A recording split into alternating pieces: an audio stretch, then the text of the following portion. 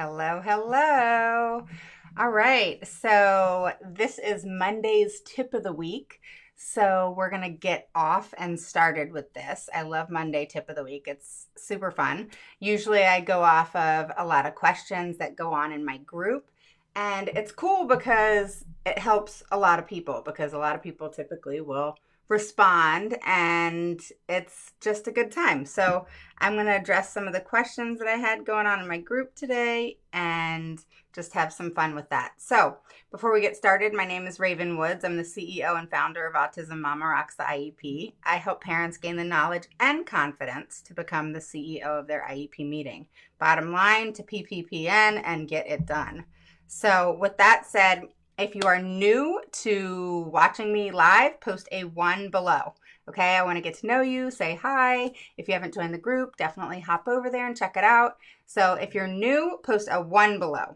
If you are an oldie but goodie, you know what to do. Post a 2 below and just have a conversation. So typically when I go live, people will post their questions. I'll kind of finish what I'm doing and I'll get to questions as I get there, okay? So post your questions, post a 1 below if you're new, post a 2 below if you're an oldie but goodie, and just say hi. Hi, Samantha. How are you? Welcome. So just feel comfortable with saying hi. All right. Hey, Carol. How are ya? All right. So we're going to get started. And there was a conversation that went on the group today. And I really liked this conversation because I think it will help a lot of people. And it was interesting. So a parent is taking her child from homeschool and going to the public school. And her child actually had an IEP, which you can in homeschool and charter schools and private schools. And so the IEP obviously followed the child. And now the parent is they're going into an IEP meeting, and the parent asked if she could, of course, ask for certain services and accommodations. And of course, everybody said yes, yes, yes. And it went through this whole that he's diagnosed with autism and anxiety and some other things. And it goes into more detail on some of the things that he does in regards to his disability. Okay, so she mentioned that they had to pull him out of class, and basically the main question was, can I speak up in the IEP meeting and ask for services and accommodations? So the answer to that is 100% absolutely. Okay, I'm sitting here looking for some answers that I wrote. Okay, so I'll tell you what I wrote. So when you go into an IEP meeting, so if you're new coming on to here, post a 1 below if you're new, post a 2 below if you're an oldie but goodie. Say hi, and I will definitely acknowledge you as we go, but I want to give I have 2 or 3 tips of the week today. So hi, Teresa, Anitra, Jessica, Jesse, and Jeff and Jesse Miller. I don't even know what to call you. Jesse? Okay, so in this parent's question in regards to when you go into an IEP meeting, can you ask for services? Absolutely you can. So the point is you can ask for whatever you want, but that doesn't mean that what you ask for is going to be hand delivered to you. Does that make sense? So basically, I'll read you my response. Okay, I just got off of there by accident. Okay, so let's go back. So when you have, for example, different people asking for different things. One parent over here may have an IEP and they're asking for an OT. You have another parent over here and they're asking for something else. So I want you to obviously feel very comfortable asking for accommodations, services, and modifications in your IEP meeting. So this is how I responded to the parent in regards to requesting who she wanted in her IEP meeting. And a lot of people responded in different ways. Yes, you can ask for this, you can ask for that, make sure your child will benefit, etc., etc. So I actually responded with not so cool news. So this is what I said. I said, I am going to be the bearer of not so cool news. To respond to your question 500%, You can ask for whatever you want in an IEP meeting. That is your right. Okay?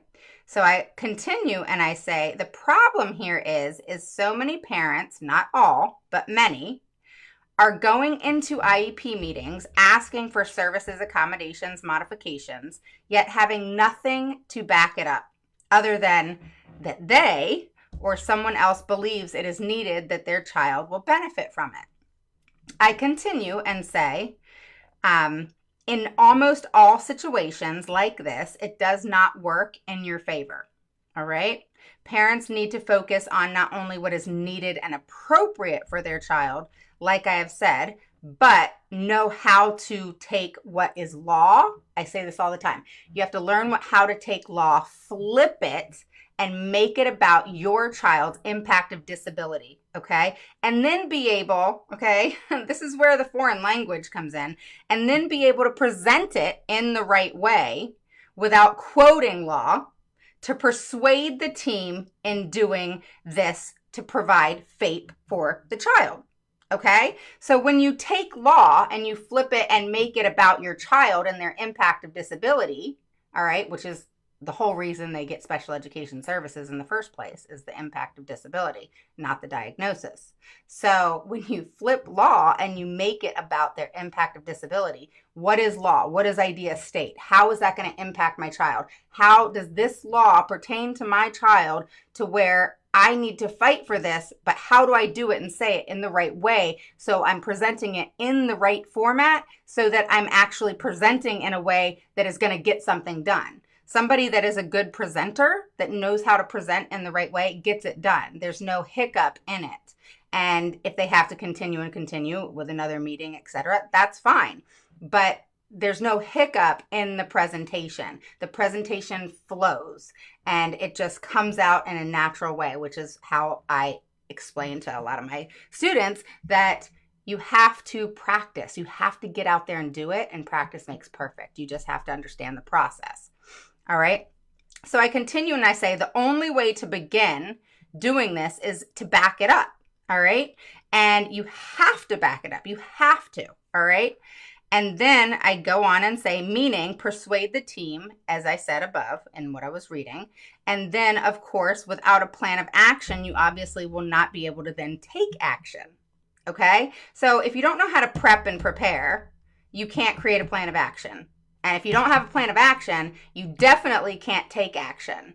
And so what I'm saying here is so many parents go into an IEP meeting and they're going in and they're getting blindsided because they're hell-bent. And believe me, I did this. That's how I know as well. And now I'm hearing it from parents, and it's kind of making me like chuckle a little bit, not at their situation, but chuckle a little bit in the sense of, God, I remember being there. I went through this, And so what's important is understanding that don't make those mistakes I made. Don't go into the IEP meeting and go in and say, well, my child needs this. She's not speaking really well, so she needs to have speech. She needs to have speech right now because she cannot talk really well. So you guys need to give her speech. And, in some of these evaluations, it says she can't talk really well and she needs to have speech because it says that. And she needs to have speech. It doesn't work like that. Okay? Now, I'm not saying, I will never say always and never, but I'm just saying that I can't tell you how many parents I run into and we have a conversation and my child needs this, this, and this. That's why I always start off a conversation with what are the top 3 things that you're wanting for your child? And then my next question is why? Okay, what do you have to back that up? So parents, I'm digging for information and I'm asking questions that you necessarily don't always have the answer to or the most accurate answer, okay? So you have an answer, but it's not always the most accurate answer that's going to present results. Does that make sense? So then I went on and said, and then of course, if you don't have a plan of action, you obviously will not be able to take action, as I said. It is crucial to know how to prepare for an IEP in the right way. If you don't know how to create a plan of action, to take action, which is to present successfully, to be able to persuade a team, As far as the case manager, so she mentioned a case manager going with her, that it was a support in reference to her child's behavior. And this is the case manager who diagnosed her child. And she asked if that's fine that she brings the case manager. And I actually said, it doesn't really matter, if you bring the person that, diagnosed your child. It's not going to make any type of impact at all. However, if you want someone just there with you, supporting you, then absolutely. But the person that diagnosed her child at this center, which one of my questions was it a doctor? Because the doctor is the only one that can really diagnose, unless it's for like ADHD. And it was certain other things. It was, I'll tell you exactly. It is learning disabilities and dyslexia, sometimes reading, and ADHD at times, okay? But any other type of diagnosis, such as autism, has to be made by an MD, whether it be a neurologist or a psychiatrist, or I always suggest a developmental pediatrician. So you can't just go and get diagnosed with autism by a psychologist. You just can't. And it's not an accurate one, and the school can argue that, all right?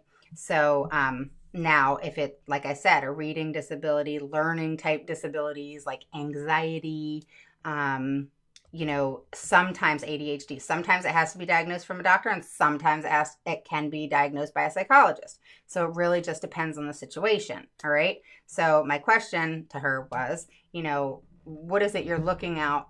What are you looking for in bringing this person with you? Is it support, or is it, to help you out? Because there's no way this person, just because they diagnose, is going to be able to help you out, because the special education system doesn't care about the diagnosis. It's all about the impact of that child's disability on education. That's it.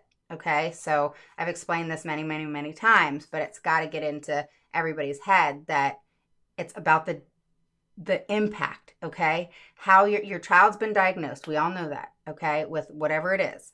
But now you got to look at it like the impact of disability. What is that? What does autism, or what does Down syndrome, or what does ADHD create in your child to impact their education? That can be behavior. That can be emotional, social emotional issues. That can be academic. It can be a variety of different issues. But all those issues stem from the diagnosis and disability. Okay? So the diagnosis and disability is really the whole, okay? The grand scheme of things. However, the services, accommodations and modifications, special education, is only delivered and given to your child, okay, based off IDEA's 13 disabilities. However, it's in reference to the impact of those disabilities that are in the 13 based off IDEA, okay? What is the impact of those disabilities that affect your child in the educational setting? Okay, like I said, that can be behavior, it can be social emotional, it can be anything. And just so you know, post a 1 below if you're new, post a 2 below if you're an oldie but goodie, and say hello. I want to get to know you. If you haven't joined the group, go over there and check it out. All right, so that's important to understand. Okay, I got to hop off here soon because I have a one-on-one planning session that I'm late for, but thank goodness she's a sweetheart and she's cool with that. I was at a school board meeting, and so I was late, and then I was like, I got to go live first and then I'll get on the call.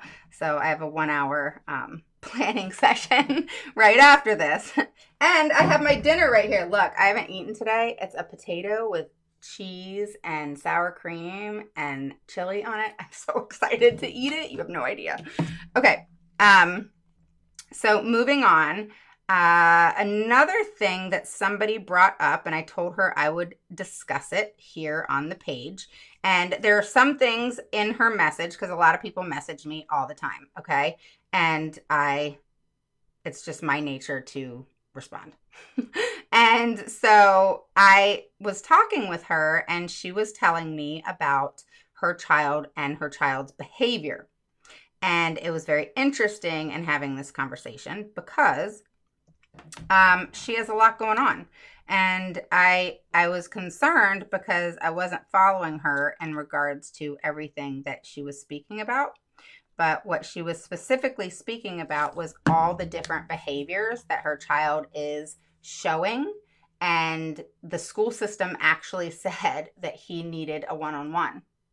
And the school system put it in writing. Okay, get this. This is freaking awesome. All right. So not only did the school system put it in writing, all right, but they told her, along with other service providers, that this child needed a one-on-one. Okay. And the school system, this is what the school system says. This is priceless. The school system told her that it's not within our budget to provide a one-on-one to your child. But mind you, they already said that he needed a one-on-one. All right. So I thought about this for a second. Just kidding. I didn't think about it at all. All right. I don't care if it's within your budget. I really don't. I don't care. I've talked to a lot of parents that, oh, we're in a rural town. They don't really offer that here. I don't care. I don't care where you live. You could live in a little mouse home in the middle of nowhere, and the school system has to give your child what's needed and appropriate to meet their needs in the educational setting. I don't care where you live. It doesn't matter. If you live in the United freaking States, the school systems have to give your child, per idea, federal law, what's needed and appropriate and all the services, accommodations, and modifications that they need to succeed in the educational setting. Period. There's no, but I live in a rural setting. There's no, but I live in a small area and they don't provide that here. I don't care. They have to learn to provide it there. They have to bring those people in. They have to hire people from the outside and make that happen for that child. Yes. Hi. I will give you a hug as mommy's flipping out. Come here. You're flipping out. I'm flipping out. I love you. All right. So what I'm saying to you is that's not okay at all. I don't care where you live. I don't care if you live. I don't care where you live. Okay. I don't care. You can live in the middle of the country and there's nothing there and you have to drive 45 minutes to a Walmart. I don't care. Your child still deserves everything that's needed and appropriate for their education and for them to succeed to the maximum extent. This is what it says in IDEA. No state can trump that and say, oh, it's not within our policy and it's not within our, budget to provide this for your child. We know your child needs it, but we're sorry. We're so sorry. We can't provide that. Hell no. Don't accept that answer. Don't say, oh yeah, I do live in a small area and I guess there's, not a whole lot available. So I guess, I just have to deal with that and maybe look, outside and figure out what I'm going to do because the school system won't provide this. No, you take it to another level. You make it happen. You don't just stop there and just say, okay. You got to move forward and make it happen. You got to create a plan for yourself, prep and plan so that you can really create a plan of action for this. Because in all honesty, you don't have to fight it. All right. If you have proof that your child needs a certain service or an accommodation and this parent's school system told her they needed it.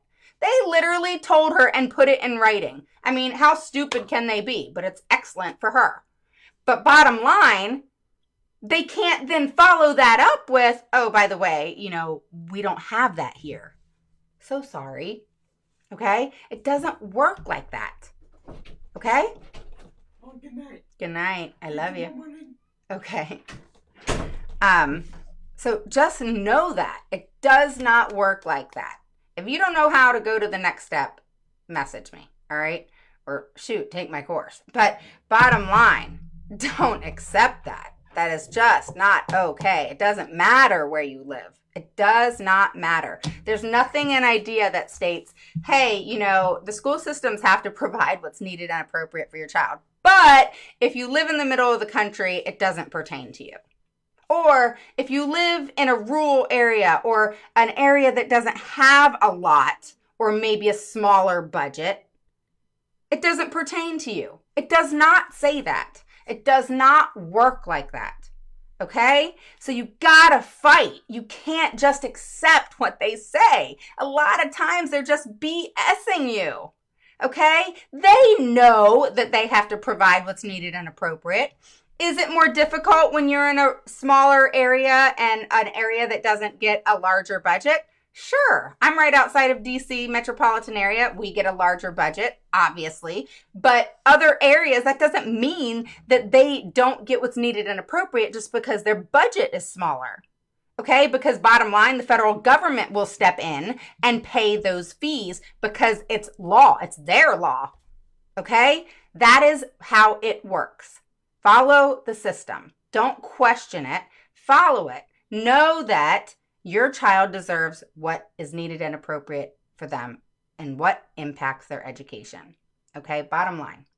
There's no but, there's no if, there's no I may live here and I don't know if they provide that. You're questioning that yourself. I've talked to parents and they're questioning it themselves. So stop questioning it and know that it's fact, it's law, that it doesn't matter where you live. It doesn't matter. There's no stipulation in the law that says, we're only going to provide this if you live in a big city. Okay? Let me look at some questions here. All right. So post a 1 below if you're new. Post a 2 below if you're an oldie but goodie. All right. So we have Teresa. Hello. Anitra. Sheena. Latanya. Tara. Hello, hello. Humanity First. Is that your first name? Humanity First, or is that just something you put for your name? Jeff and Jesse, Doreus, Samantha. That's totally me. Sheenan, how are you? I know I'm saying it wrong. Vivian, hello, welcome.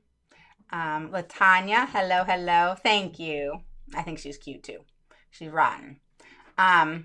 Tara, can you give examples of services that the school can give based on autism social behavior?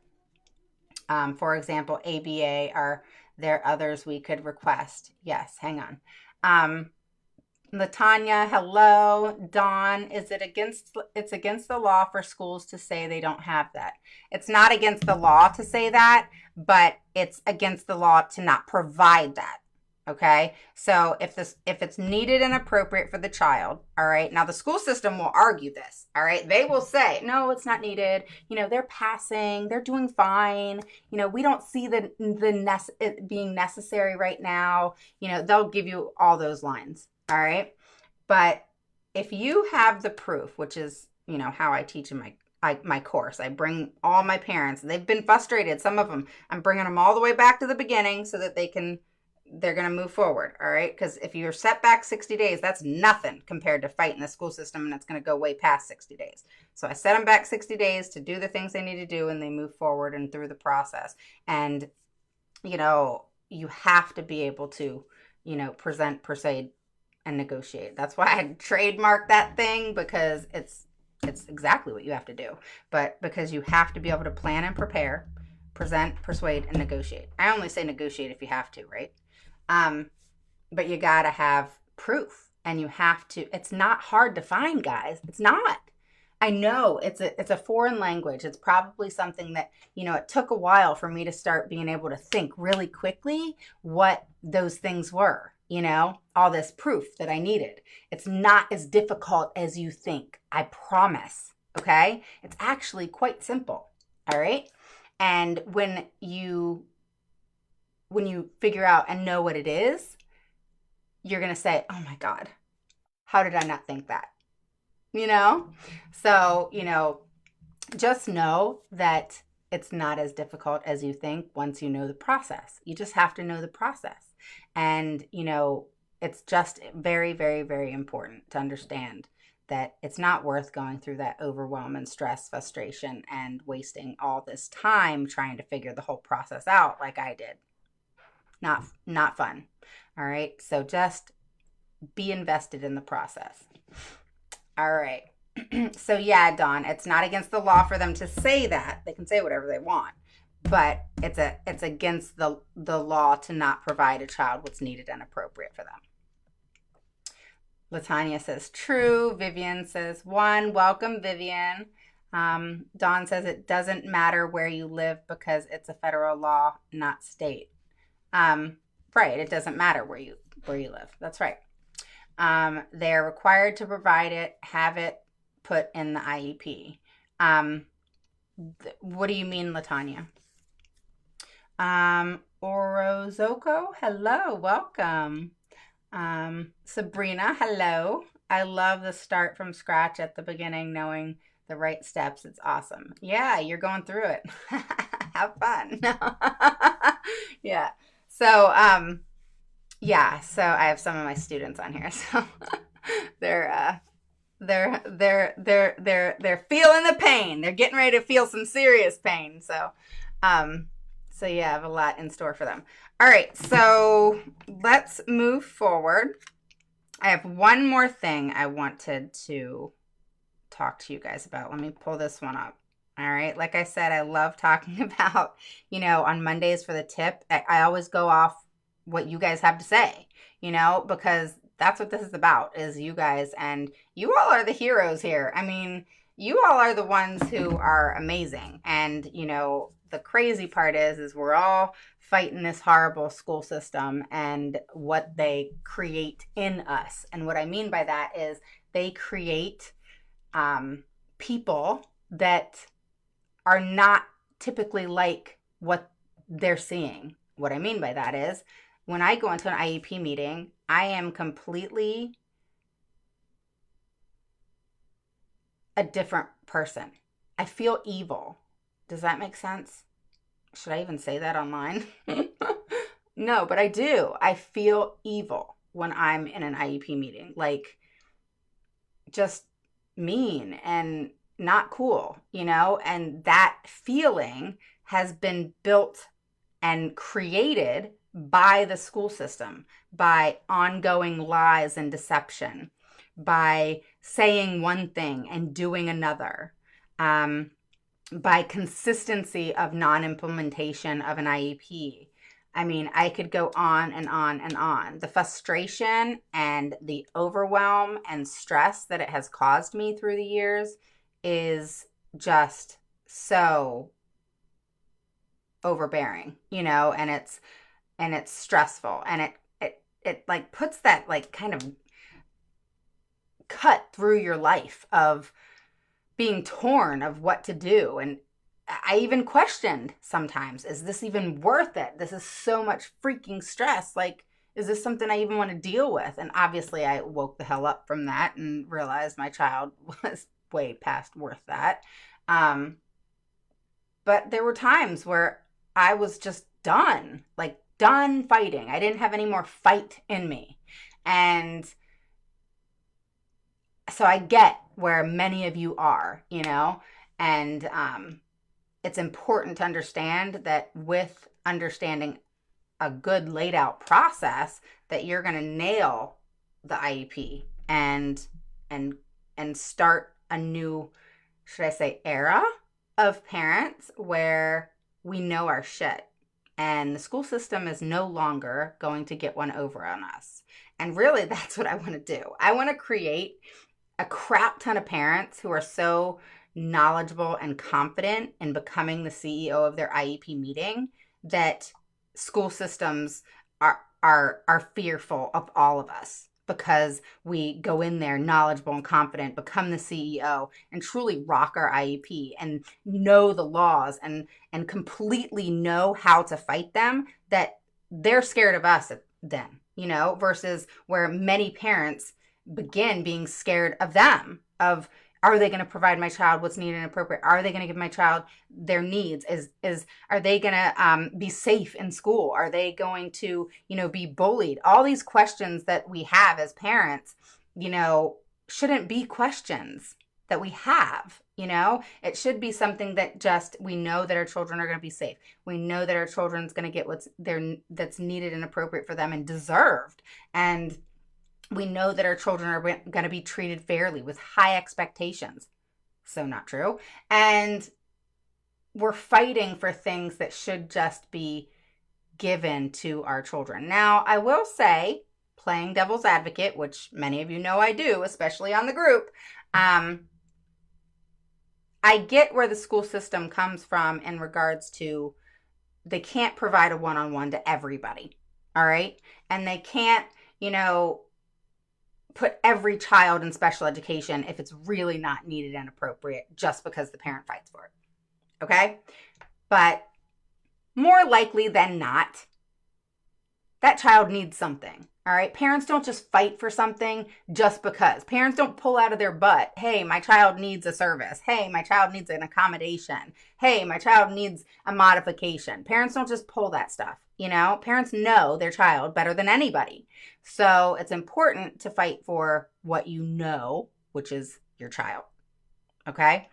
Now, where it gets sticky is understanding how to prepare and plan and create that solid plan of action so that you can take action, is knowing how to take what is law and what is needed and appropriate for your child and understanding what it is you need to provide to prove and to be able to present in the right way the documentation or proof in some way, shape, or it could be scientifically researched evidence. I don't care. But you have to be able to present it. So you could, for example, all right, I'll just give you an example. So you could have all the information you want, all right? I don't care about your Google PhD. I got one too, and it did nothing for me. What I'm talking about is if you know how to really create a plan of action. Plan of action is people who want to take action, all right? You know how there's people in the world, and I'm not pointing any fingers, obviously. I'm just saying there's people in the world that sit back and they know all the right things. They know what they're supposed to do, but they never take action. They never put that one step forward, all right? Then there's people who don't care and will just take action, and if they fail, they fail. This is me. They fail, and they're going to pick themselves back up and do it again and do it again. And eventually you succeed, all right?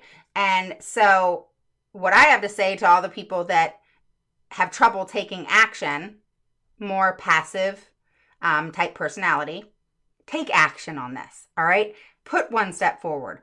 Go after it. Make it happen and get what's needed and appropriate for your child, okay? I get that the team is intimidating and scary and frustrating, and they gaslight you and they make you second guess yourself in the IEP meetings and all this other stuff that goes on. But what I want you to really focus on is what's needed and appropriate for your child. Don't let them affect you. Don't take it personally, because who cares about them? Worry about you and your child and presenting to them in the right way so that you can get things done. If you know how to present something in the right way, you're going to get it done. All right. It's all about the presentation, but you have to prepare and plan for a presentation so that it comes out and it flows. Have you ever heard somebody have a presentation and it just flowed and you're like, yeah. And then someone else gave a presentation and it didn't flow and they were all over the place and you're like, what? You know what I mean? So when you give a good presentation, it needs to flow. Okay. It needs to make sense. It needs to tell a story, all right, in a chronological order, and it has to be pretty, and you have to create a picture for them, all right?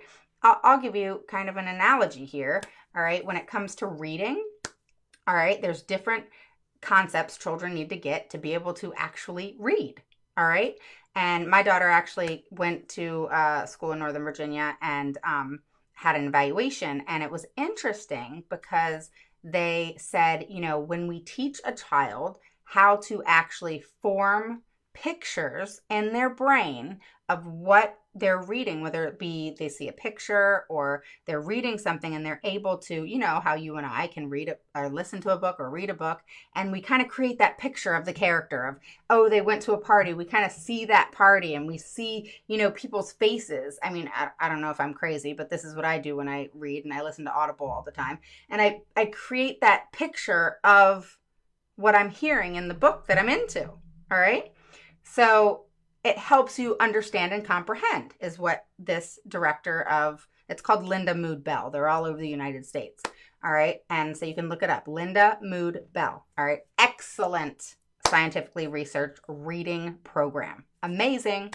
All right. So bottom line, they were explaining to me in this overview of Skylar's evaluation that her being able to create pictures in her brain, and this is one thing they teach, create pictures in her brain, then she'll be able to, because she has comprehension issues, so then she'll be able to comprehend the information much easier.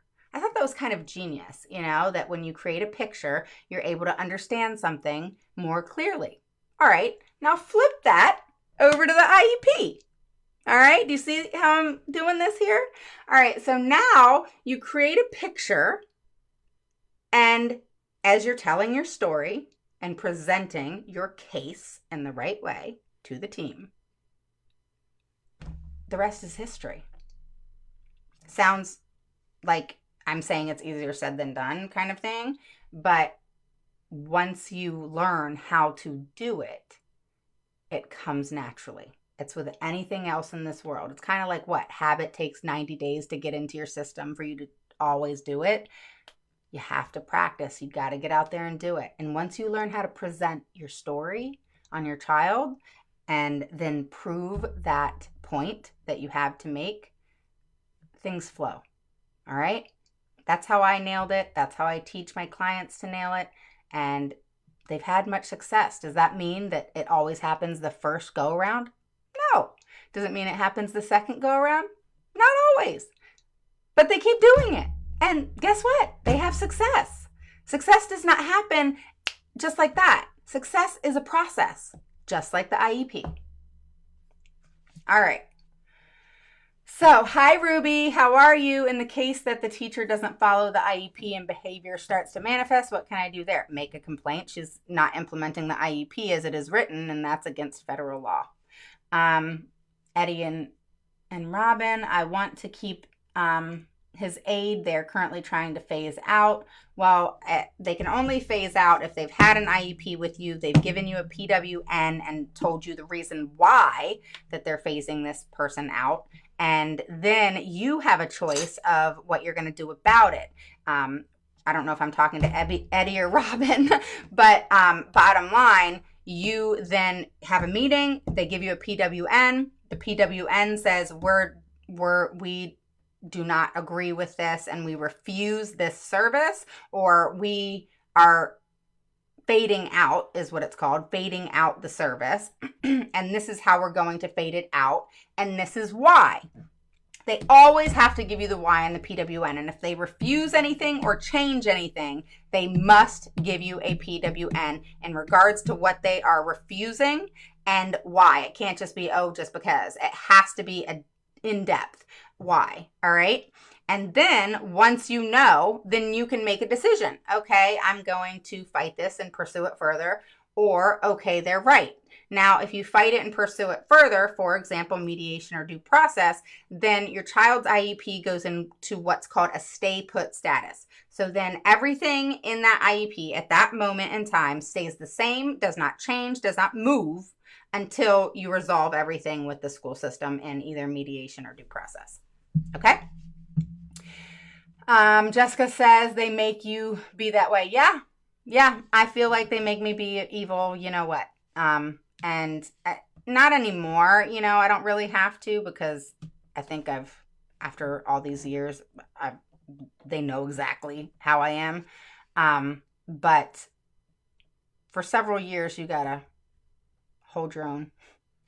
All right, so Sabrina says, I completely agree with I feel evil in an IEP, but we've got to learn the truths and demand. It is not accepting the lies. And yeah, I don't accept the lie, and I catch it so quickly. And what I don't understand is why they do it, because we're not stupid and we're going to catch it. We may not catch it immediately, but we're going to catch it. I mean, if you do your due diligence and are on top of things, especially like I am, I will show up at the school system at the blink of a hat.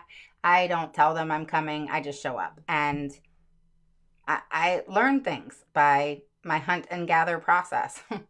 I completely agree. Okay, so Tony, welcome. Hello.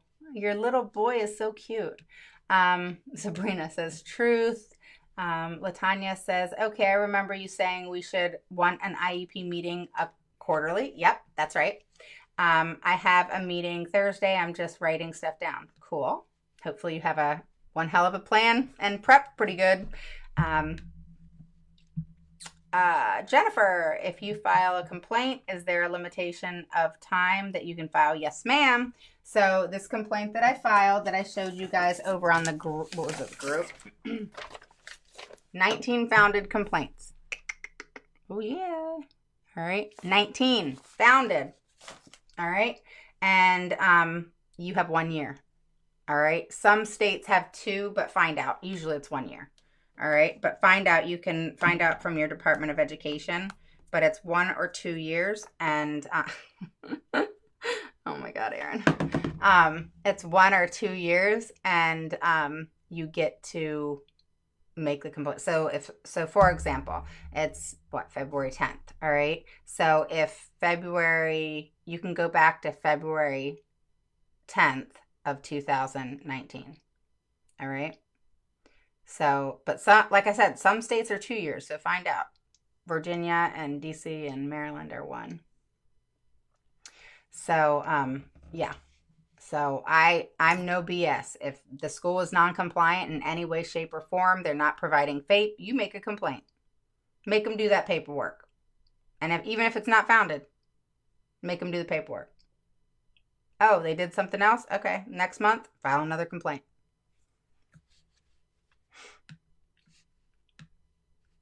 Consistency is key.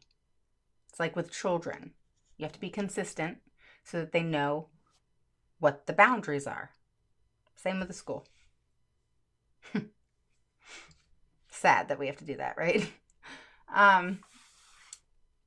Anna says, I'm trying to send my daughter to an independent study to catch her up.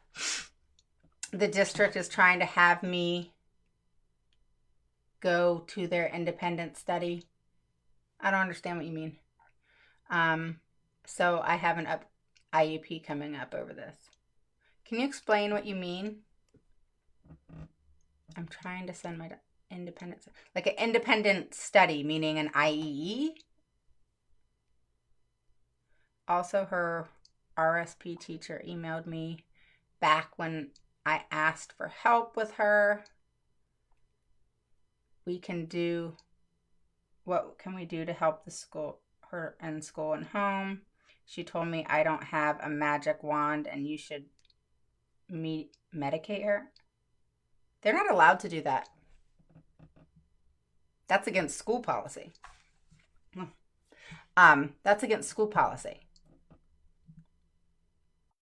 Find out that teacher's name, what her job is, take it straight up to administration. I would send a certified letter to the administration office. And then I would go to human resources and make what is it called? Hang on. I always have stuff right in my phone. All these things and terminologies. Okay, it is called.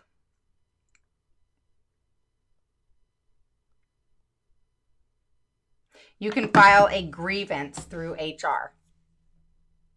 All right, on any teacher or employee. It's called a grievance. All right, so I would do that. You know what? What is it? Hold on. Oh, OCR, I'll have to look it up. The company, hold on. It has to do with their being prejudiced of the child, not color, but I mean, it can pertain to that, but it's more the prejudice of a child by saying things like this. Like, that's a prejudice of the child, assuming that the child needs medication. Like, who are you? You're a teacher. Did you go to medical school or something that I don't know about? Like, who are you to say that I need to medicate my child? I mean, I would flip shit on that one. I mean, what is that?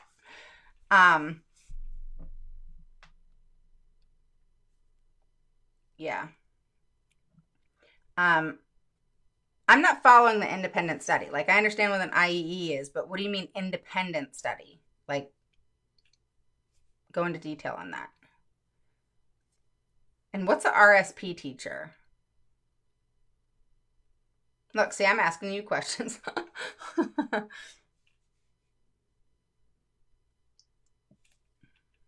Oh, would you put that you don't medicate her in what parent concerns? Oh, they want you to pull her from public school? They can't do that. I mean, does she have like serious behavior issues that there's something seriously going on? Yes. Okay, what does she have going on?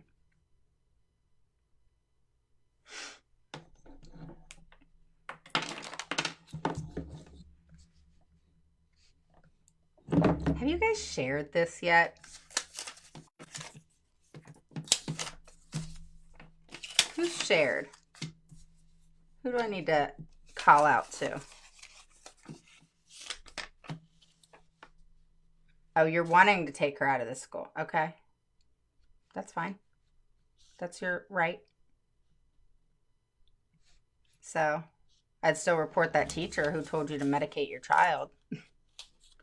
So, yeah, not cool. All right. So, all right. So that was a good tip of the week, guys. Did you have fun with that? And if you guys have any suggestions for other tips of the week that you want more information on, make sure you message me and I will definitely bring topics up that are of a concern to you. That's what a lot of parents do. And I then will, all right, Jeff and Jesse, woohoo, she shared. All right, get this out to as many parents as possible that it can help. So yeah, you're welcome, Anna. Hopefully I helped. But yeah, I mean, definitely go to human resources, and I would even go to, what is it? OAR, OCR. I'll post it below. It's like it's in DC, and it's federally mandated in reference to prejudice and discrimination. Um, and that's a discriminating against your child, saying that she needs medication. I mean, even if she does, it's not the teacher's job to tell you. You know, that's the teacher discriminating against your child. It is, right? So, and when this place gets involved, shit, it's a big deal. You're welcome, Latanya. You're welcome. Yeah, I'll tell you what it's called when I get off here. It starts with O. But they do a huge investigation on the school when you make a report. All right. Yes, she I feel does not like my child. I don't care if she likes child or not. I mean, I'd yank her out of that class real quick. That's what I'd do. And I mean, you should have long time ago made a report with the superintendent, with the special education director, with the principal. I would have, yeah, I would have ripped them to pieces, literally. Um, But, and that's where I say to some of you guys, I'm some people's cup of tea and I'm not other people's cup of tea because I am a go-getter. I do not sit back and drink margaritas and chill and not make this happen. I did not get my child where she is today and help other parents get their children where they are today by sitting back and drinking margaritas.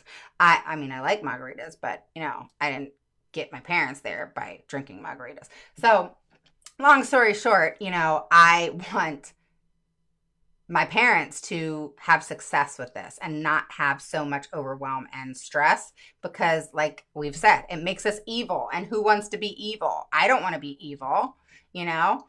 Is my personality a go-getter and I am just, very focused and headstrong and I if I don't know something, I'm gonna figure it out. You know what I mean? That's just my personality. Like I like learning things, I just do. And if I don't know something, you can bet me $1,000,000 that I'm gonna find out, And that's just, I love it. I like learning and growing and that sort of thing.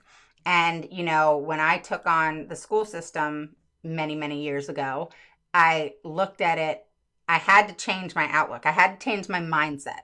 All right. So I went from, I hate these freaking people. I freaking hate these freaking people. I mean, I couldn't say that enough. And then I had to change my mindset to, you know what? for me to be strong, my mind has to be strong. It's like when you have fighters, and they're boxing and whatever, they talk about their mindset. If their head's in the game, if their head's in the fight, and if they're all jumbled up, then they don't fight as good, right? And that's so true. When you have so much on your plate and all this stress, your emotions get in the way, and then you forget something, or you get hit, or you know what I mean? And so these are things that you have to remember, because these are life lessons that impact what we're doing here. And I bet that maybe some of you don't look at it this way, that you're like, oh, well, that makes sense. If I'm so emotionally invested in my child that all that emotion and pent up frustration comes out at that IEP meeting, and then it's not productive. Have you guys experienced that? I sure have, hundreds of times. I had to learn that my emotion screwed things up big time. And I had to learn to not do that. I learned, with Pete Wright, who actually lives here in Virginia, where, and his wife, who's an educator. And that book, I don't know if you've heard it, it's called Emotion to Advocacy. And you can read the book. The book didn't really say nothing to me. Okay, I understand.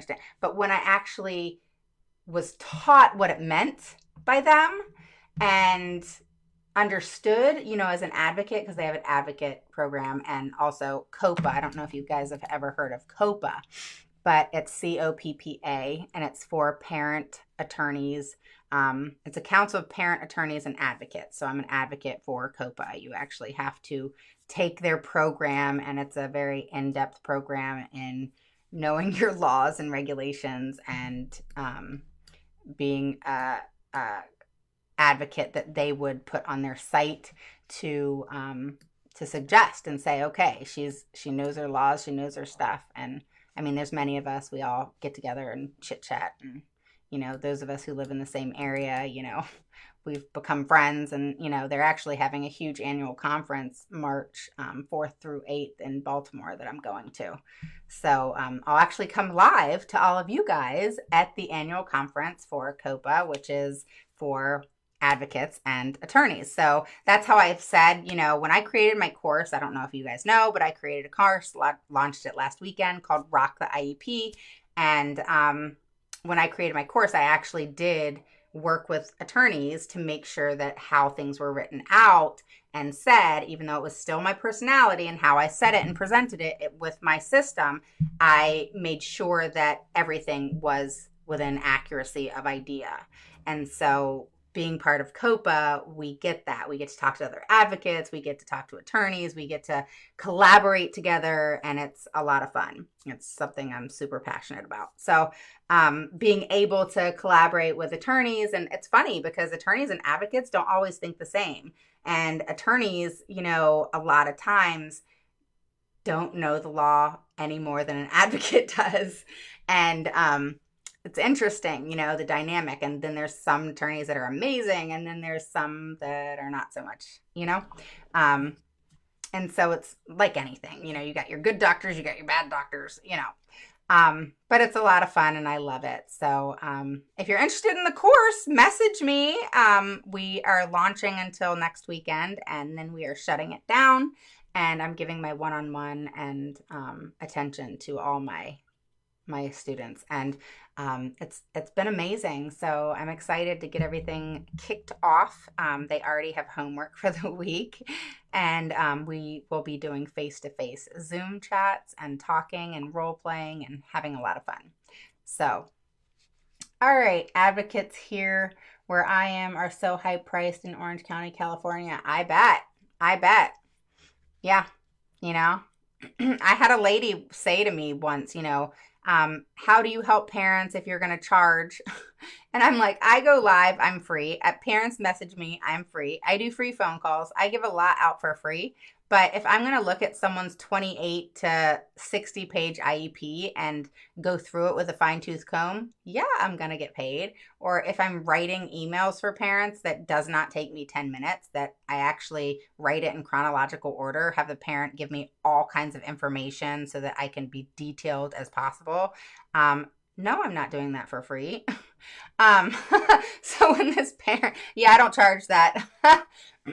Yeah, but I charge about 147 an hour for a planning session. Yeah. But my course is cheaper than my 2 hour and 4 hour planning session. So don't book me for 2 or 4 hours unless you really need one-on-one. You might as well get the course and get the whole enchilada and me on Zoom role playing and all kinds of stuff. So get the course. So much cheaper than the 2 hour or 4 hour. Um, I wish they would. You might want to rewrite that, Latanya. You said I wish they would mistreat my child. No, you don't. I had district put camera in my child's room. That's good. The course, Anna, is $297, and you have a payment plan of 4 if you choose that. So it would be 4 payments of $87 or 1 payment of $297. So yeah. Yeah, no, Latanya, I'm not doing it for free. Nah, that parent can bitch all she wants.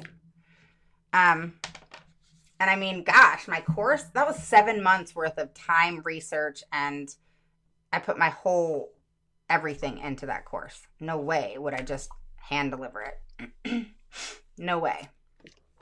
So I worked way, way, way, way, way too hard on that. Way, way, way too hard. But it was worth it, and it has its reputation already. So, but yeah, message me, Latanya and Anna, if you're interested. How do you present that you know the law if they ask you questions about meds and doctor? Well, you should know your child's medications and doctor information. I don't give medical information out. That is not something I do. I'm no doctor. But if you're asking how to present the law, you don't present the law in answering questions about medication and doctors, because you know where you take your child to the doctor. You know the accuracy of that information. You're not presenting as any kind of medical specialist. You're the parent.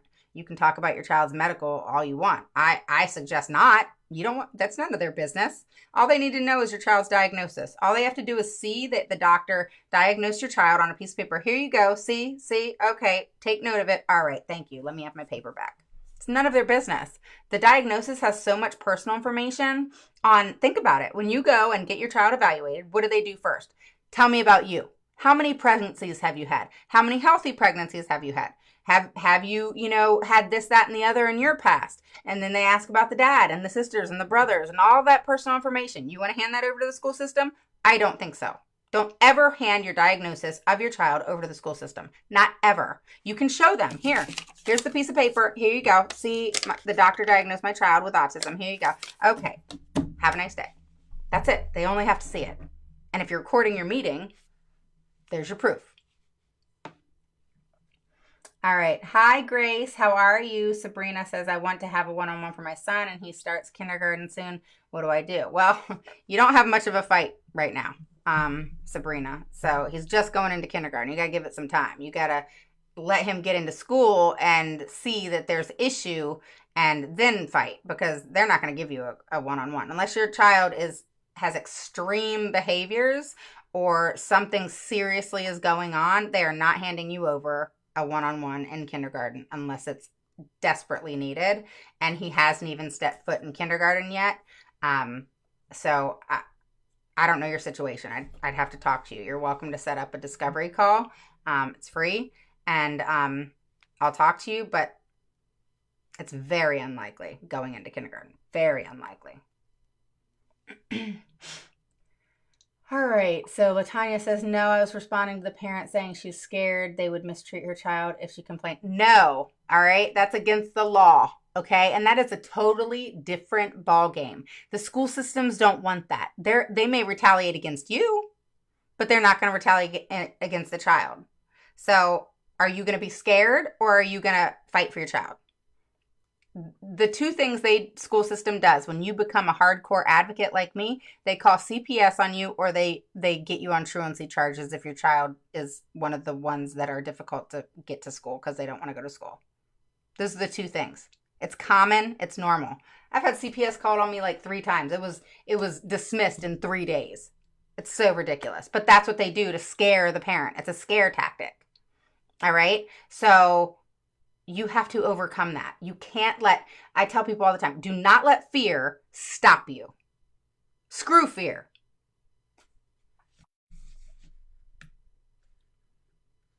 All right. All right. I think that's it for tonight, guys. This was a good question or tip of the week, and we had a good question and answer. This was good. I have liked tonight. I like it when you guys are active and talk about stuff, and hopefully, Jennifer, I answered that right, but my district said they needed diagnosed from my child's therapist. They need the diagnosis. That's fine. They can see it. You don't need to hand it over. There is no law that you got to hand your child's diagnosis over. It is none of their darn business. None. I highly recommend my parents never to hand over your documentation. You literally take your paper in. I got my sticky. All right, you take your paper in with the diagnosis from the doctor. You hand it over, let them see it at the table. They can see it, hold it, touch it, feel it, whatever they want to do. And then you take it back. And you better be recording your meeting. And you say, here you go, Miss Smith. Here's a copy of my son's doctor report for you to take a look at in regards to his diagnosis. Here you go, so you can read it. Be very clear on tape. I even make them respond. I'll even say, you want to see this, right, Miss Smith? You want to see my son's, diagnosis? Make her say yes. All right. Angela says, can we provide information in our IEP meeting from a speech or ABA therapist to show proof of elopement issues where she is in speech and information on her behavior? Sure. But you don't want to hand it over. Just show it. They said they needed in order to fulfill his need. They're full of shit. All right? They are full of shit. They do not. I had a teacher on here that said that. All right. And I set her straight and she was like, oh, that makes sense. She said, Raven, she was really nice about it. She said, Raven, why do you tell people that they shouldn't hand over the diagnosis from the doctor or an explanation of what's going on with that child to the school? And she said, because that actually helps me understand the child. I said, really? I said, how does it help you understand the child? And she said, well, I'm able to see what the child has and what the needs are. And I said, oh, okay. So it says that the child, I just always go by autism. That's just because my daughter has autism. This is for IEP purposes. It doesn't matter what disability your child has, just so you know. So I said, oh, okay. So my daughter having autism and you having that in hand, that would help you understand her needs? She said, yes. I said, that's not true at all. I said, because if I told you that she had autism or handed it over to you that she had autism, what's the difference? She couldn't answer me. I said, what's the difference? I said, if you want to know more about autism, go Google it. You don't need my daughter's paperwork. Done. Teachers don't need it. It doesn't help them. If someone's diagnosed with multiple disabilities, ADHD, autism, PTSD, etc., why the hell does the school need that? Google it. They don't need to know anything other than what the disability is. Because bottom line, them helping the child has nothing to do with the disability. Nothing. How is that disability affecting the child in your classroom, ma'am? That's what you need to focus on, not the paperwork. The paperwork is just paperwork of what the disability is. That is not going to provide you what you need to give that child what's needed and appropriate. You need to figure it out. You need to do your job, and you need to figure out what those needs are based off that disability that's on that paper that you're not going to get, and then implement that. That's what needs to happen.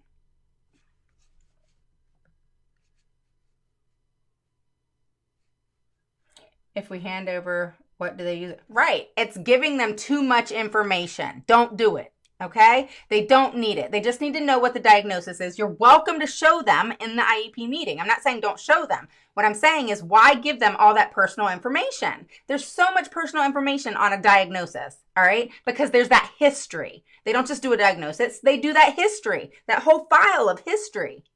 And you want to hand that over to the school system? Hell no.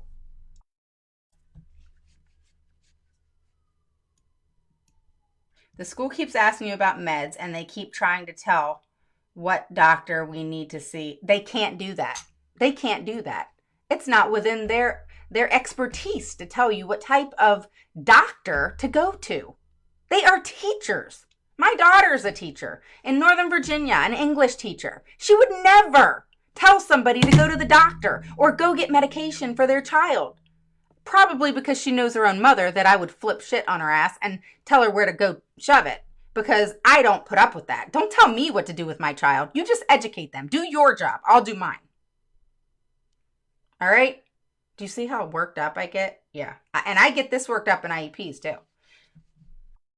You ever hire me for an IEP meeting, it's one hell of a show. All right. You're welcome, Orzoko. Am I saying that right? Jennifer, you're welcome. You're welcome, Angela. I'm really not crazy.